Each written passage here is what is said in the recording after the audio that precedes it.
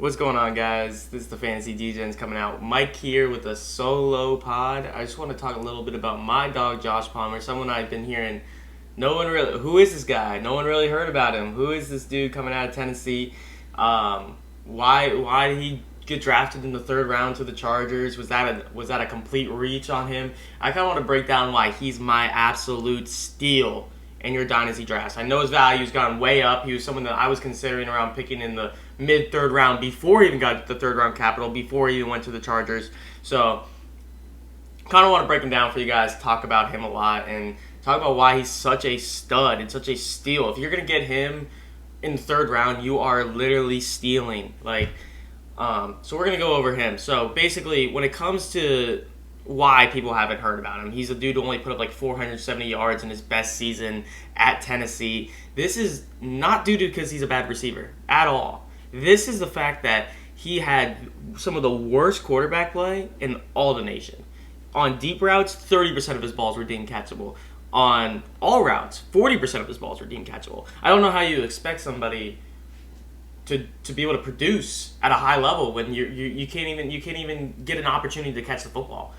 This is a guy on catchable balls against, your top corners, your Patrick Surtains, your J.C. Horns, your Tyson Campbells, your Eric Stokes. These are all like first round, early second round corners. He went 14 for 14 with 4 touchdowns against these guys on catchable balls. Like, this dude is ready for the NFL level. You're talking about somebody who in the Senior Bowl had an 80% win rate on the one-on-ones. That was higher than anybody there.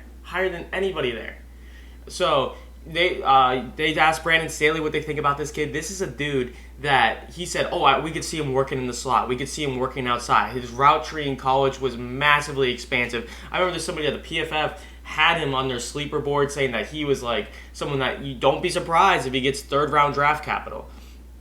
And he got the draft capital too. And Brandon Staley can't say enough about this guy. He's basically saying that they could see him working all over the field.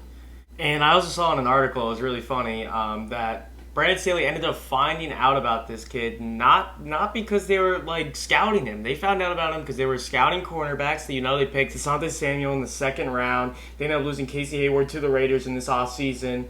And they kept saying, who the hell is this guy? This guy keeps popping up on tape. Like, he keeps popping up on tape. They began to like be enamored by him, kind of looked into the rest of his tape, and found out, like, wow, this dude is a stud, like, worthy of a third-round pick. That's how highly they thought about him. And they found him by accident, which is insane to me. Going more into him, he's also an extremely good deep threat. He's got the size to him. And you have Mike Williams, who's on his contract year. I could easily see if he shows flashes year one, I would not be surprised at all if Josh Palmer takes that role of Mike Williams coming into year 2. So that's the wide receiver 2 as a second-year player with Justin Herbert for the future. Someone who loves to take shots downfield. So that's something else to think about. More kind of going into Josh Palmer a little bit here. His 4.5 speed, it's not lightning quick, but it's definitely not slow for someone of his size. He's a 27.7 BMI, so he's a bigger bodied receiver. He showed the great ability in college in order to go up and get those contested catch rates. He had a great ability in order to be a ball hawk and catch it at the high point, which I always love in my receivers, especially if you're going to be a deep threat. That's how you win in the NFL. That's how you win. You got to be the higher man. You got to be the taller guy, and he's extremely good at doing that. His route running is extremely crisp. That was like one of the favorite things I saw about him as well, is that he could run every route and he'd run it to near perfection, which you don't see a lot in college receivers. When it comes to college receivers, they run a very minimalist route tree. So that's why I was huge on Devontae Smith, is this dude had every route in the book that he was running. And a lot of college receivers, they kind of run their minimalist tree and excel at it. And this is a dude that kind of did it all. So on top of that, he had great vertical ratings. He is just he's not a freak, but he's a great wide receiver. That's a good way of putting him. His athleticism is still really good, but in terms of a pure wide receiver, he's extremely good. I think people are kind of projecting him to be this like, he's just going to be the next Mike Williams or something like that. I think he has more in store than just that. I think he has the ability to work in the slot, even though he's a bigger bodied receiver. I think, like I said, I think he has the ability to go outside. I think he has the ability to run deep routes, but I also think he has that ability to be a potential true number one. I mean, I think for year one, Keenan has been someone that's been extremely successful at working out of the slot. I know Brandon Staley did say he could utilize him in the slot, thinks he could use this guy all over. I think it's more likely that he's going to be like the wide receiver 3, kind of kind of be on the outside more with Mike Williams on the other side. So I think it's more what I project for year one. But hey, you never know. They could rotate him and Keenan Allen inside and outside. So he could get a lot of volume from a lot of different places.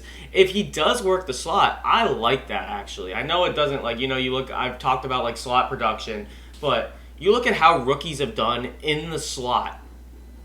It's an easier role. I don't care what anybody says. Playing the slot compared to playing true number one corners is much easier. You're playing nickel corners. You're playing safeties. You're playing potentially linebackers.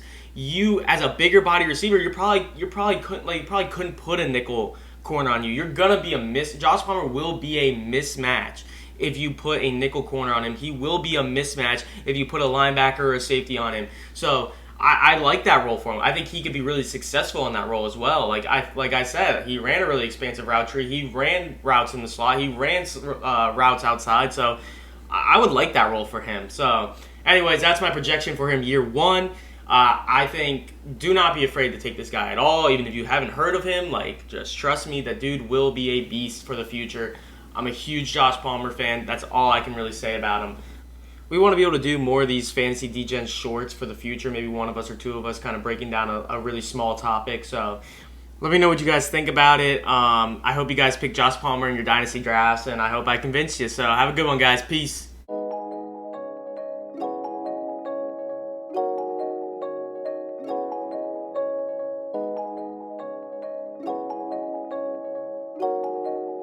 Are you Dirty Mike in the booth?